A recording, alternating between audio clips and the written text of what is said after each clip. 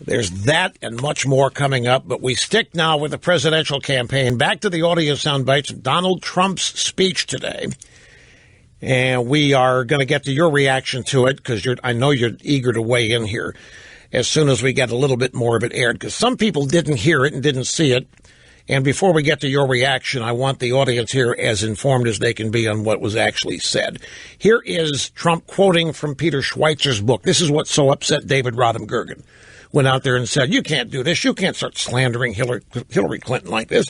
That book's been totally, fully discredited. It hasn't been. The New York Times, the Washington Post have both quoted from it. The book has not been discredited, nor has the movie that has been made.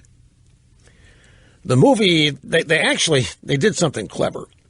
They made a docudrama movie type of the contents of the book, and they rented a theater in Cannes, in France, on the first night of the Cannes Film Festival.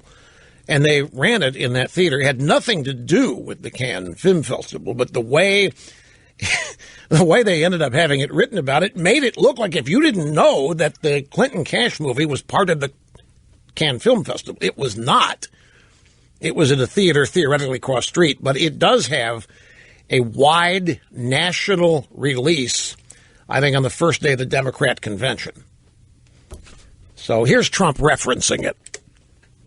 We're at number 6 here. Audio soundbite number 6. Hillary used the State Department to enrich their family and at America's expense. Let's go back and play this from the beginning where people could hear what he actually said at the beginning, because that's where he mentions the book. 3, 2, 1. The book Clinton Cash by Peter Schweitzer documents how Bill and Hillary used the State Department to enrich their family and at America's expense. She gets rich, making you poor. Here is a quote from the book. At the center of U.S. policy toward China was Hillary Clinton. At this critical time for U.S.-China relations, Bill Clinton gave her a number of speeches that were underwritten by the Chinese government and its supporters. These funds were paid to the Clintons' bank account directly, while Hillary was negotiating with China on behalf of the United States. Tell me, folks, does that work? She sold out our workers and our country for Beijing. Here's the next bite in which Trump sort of mocks one of Hillary's latest campaign slogans, in which he points out, with her, it's all about her. A Hillary campaign slogan is what you need to be saying about her. This is how Trump exposes it and responds to it. Hillary Clinton wants to be president, but she doesn't have the temperament or, as Bernie Sanders said very strongly, the judgment to be president. She does not have the judgment. She believes she's entitled to the office. Her campaign slogan is, I'm with her. You know what my response is to that? I'm with you, the American people. Let me tell you something. That one is being quoted and repeated all over the internet today. Many of the emails that I have received cite that as a great soundbite. And, of course, he's right. Hillary Clinton is so self-absorbed. All of these people are. It's all about them. Obama is the same way. And that's the way news coverage of these people is.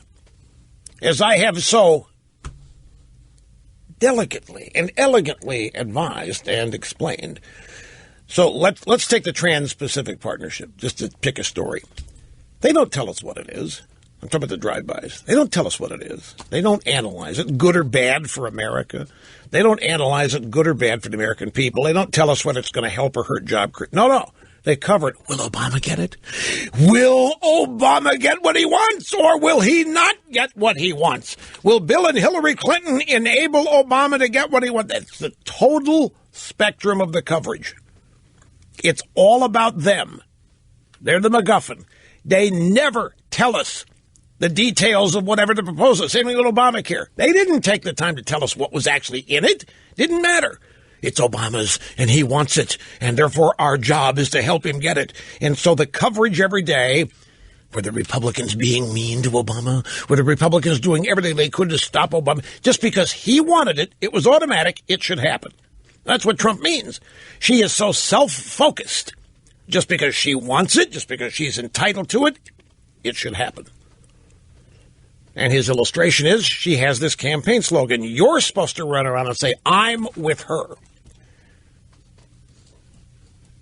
And Trump says, no, no, no. My response, my slogan is, I'm with you, the American people. We have just a couple of more from the speech. We could do the whole thing, but ran about 45 minutes. We just picked some highlights here. Here's the next. The Hillary Clinton foreign policy has cost America thousands of lives and trillions of dollars and unleashed ISIS across the world. No Secretary of State has been more wrong, more often, and in more places than Hillary Clinton. Her decisions spread death, destruction, and terrorism everywhere she touched. Among the victims of our late ambassador, Chris Stevens, what she did with him was absolutely horrible. He was left helpless to die as Hillary Clinton soundly slept in her bed. That's right. When the phone rang, as per the commercial, at 3 o'clock in the morning, Hillary Clinton was sleeping. She started the war that put them in Libya, denied him the security he asked for, then left him there to die.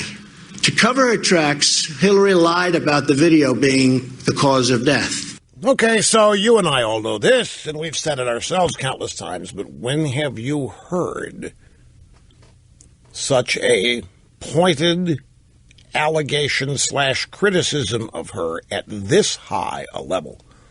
Have you heard Mitch McConnell ever say? Have you heard Paul Ryan? I'm not trying to call anybody out. I'm just trying to pick high-ranking Republicans.